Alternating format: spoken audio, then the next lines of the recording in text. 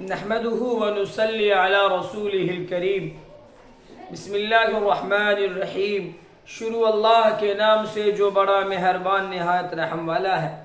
آج کا ہمارا سبق سورۃ الشمس مکیہ سورہ شمس کے تعلق سے ہے۔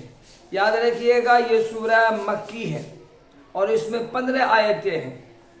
بسم اللہ الرحمن الرحیم والشمس وضحاها، اور قسم ہے سورج کی اور اس کی روشنی کی، والقمر اذا تلاها، اور قسم ہے چاند کی جب وہ آ جائے، والنہار اذا جلاها، اور قسم ہے دن کی جب وہ روشن ہو جائے، واللیل اذا یغشاها، اور قسم ہے رات کی جب وہ ڈھانپ لے یا جب وہ چھا جائے، والسماء وما بناها، اور قسم ہے آسمان کی اور اس کے بنانے کی، والارض وما طحاها، اور قسم ہے زمین کی اور اس کے پھیلانے کی، ونفس وما سواها، اور قسم ہے نفس کی اور اس کے بنانے کی، فالہمها فجورها وتقواها، اور قسم ہے اس کی نیکی اور بدی کے ڈالنے کی، کذبت قد افلح من زکاها، اور تحقیق کہ وہ کامیاب ہو گیا جس شخص نے اپنے نفس کا تزکیہ کیا، وقد خاب من دساها، اور وہ شخص نامراد ہو گیا، فیل ہو گیا جس نے اس کو زمین میں دفن کر دیا، یعنی جس نے اپنے نفس کا تزکیہ نہ کیا۔ یہ شروع کی آیت قد افلح سے قبل کی آیتیں یہ قسمیہ آیتیں ہیں، اس میں اللہ تعالیٰ نے قسمیں کھائی ہیں، اس کے بعد جواب قسم ہے جو کہ اس سورت کا یہ مرکزی ہے آیت ہے، جس میں اللہ تعالیٰ نے فرمایا کہ وہ شخص کامیاب ہو گیا۔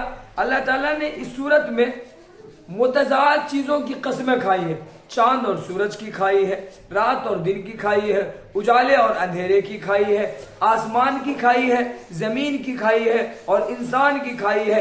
اسی طرح نیکی اور بدی کی دو متضاد چیزیں، نیکی اور بدی۔ اس کے بعد کہا وہ شخص کامیاب ہو گیا جس نے اپنے نفس کا تزکیہ کیا۔ سورہ اعلیٰ میں قد افلح من تزکا، اللہ تعالیٰ نے کہا کہ وہ شخص کامیاب ہو گیا جس نے اپنے نفس کا تزکیہ کیا، اور وہ آدمی ناکام ہو گیا۔ دسا کا مطلب ایمسکہ علی ہون ام یدسہ فی التراب، اللہ تعالیٰ نے دوسری جگہ بھی اس کو بیان کیا ہے کہ جس نے زمین میں دفن کر دیا۔ اس لیے یہ آیت دونوں آیت ہے اس سورت کا ایک مرکزی حصہ ہے، مرکزی آیت ہے۔ کذبت ثمود بطغواها، اس کے بعد اب سمودیوں کا تذکرہ ہو رہا ہے کہ جنہوں نے اپنے نفس کی سرکشی، تکبر، عناد، کفر کی بنیاد پر انکار کر دیا، جھٹلا دیا۔ اذ انبعث اشقاها، جبکہ اس میں کا ایک بدبخت آدمی کھڑا ہو گیا۔ ایک بدبخت آدمی سے مراد اس کے نام کئی ذکر کیے گئے ہیں، ایک قدار بن صائب بھی ہے اور بھی اس کا نام ہے۔ اس میں کیا واقعہ ہے؟ اللہ تعالیٰ نے اس سے پہلے بھی 8ویں پارے میں اس کو ذکر کیا۔ چند لوگوں نے حضرت صالح علیہ السلام سے کہا کہ ہم آپ پر ایمان لے آئیں گے اگر آپ اس اونٹنی سے اس پہاڑ سے ایک اونٹنی حاملہ پیدا کر دیں۔ صالح علیہ السلام نے کہا یہ تو ناممکن چیز ہے، اونٹنی پیدا ہوتی ہے اونٹنی سے، یہ زمین سے تو نہیں اگتی ہے، پتھر سے تو نہیں نکلتی ہے۔ لیکن قوم بضد تھی، قوم نے پریشان کر دیا حضرت صالح علیہ السلام کو۔ حضرت صالح علیہ السلام نے اللہ کی دربار میں، اللہ کی عدالت میں، خدمت میں عرض کیا، یا اللہ تعالیٰ یہ لوگ کہہ رہے ہیں اگر تم اس معجزے کو ظاہر کر دو گے تو ہم تمہارے ہاتھوں پر ایمان لے آئیں گے اور ہم سب کے سب تمہارا سپورٹ کرنے لگیں گے۔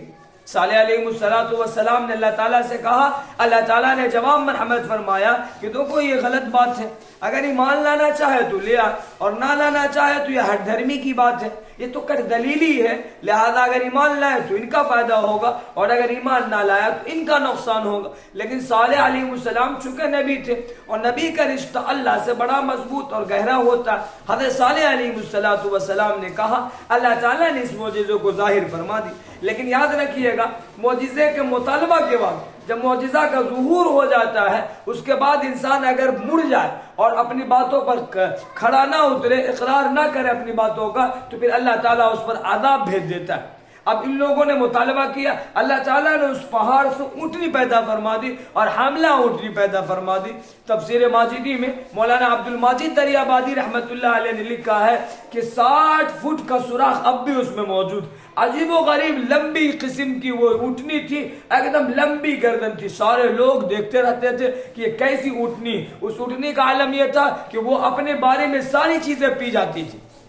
باری لگ گئی تھی، کنویں کا پانی بھی ختم ہو جاتا تھا. اللہ تعالیٰ کی طرف سے یہ اونٹنی تھی. اس کے بعد کا ذرا سا آیت سن لیجئے. فقال لهم رسول اللہ ناقۃ اللہ وسقیاها، اور اللہ کے رسول نے ان سے کہا یہ اللہ کی اونٹنی ہے اور اس کے پانی پلانے کی باری ہے.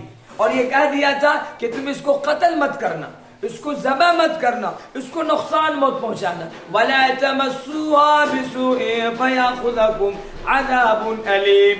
دیکھو برے ارادے سے اسے ہاتھ مت لگانا، اور اگر تم نے لگا دیا پھر یاد رکھنا اس کا انجام بد تم بھگتو گے. فَكَذَّبُوهُ فَعَقَرُوهَا، انہوں نے اس کو جھٹلا دیا اور اس کی ٹانگیں کاٹ ڈالی.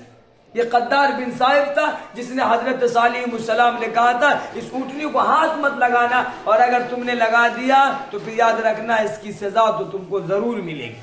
لیکن ان لوگوں نے مانا نہیں اور اس کو مار ڈالا. اللہ کی طرف سے عذاب آیا بِصَيْحَةٍ وَزَلْزَالٍ شَدِيدٍ، ایک دم زبردست آندھی تھی اور زبردست زلزلے تھے. اوپر سے آندھی، نیچے سے زلزلے، اور یہ پوری کی پوری بستی تباہ ہو گئی. فَدَمْدَمَ عَلَيْهِمْ رَبُّهُمْ بِذَنبِهِمْ فَسَوَّاهَا، اللہ تعالیٰ نے ان کے گناہوں کے سبب ان پر عذاب کا ریلا کر دیا. بہت سے عذاب اس پر بھیج دیے. فَسَوَّاهَا، اور سب کو مار کوٹ کر کے برابر کر دیا. کوئی نہ بچ سکا. کیوں؟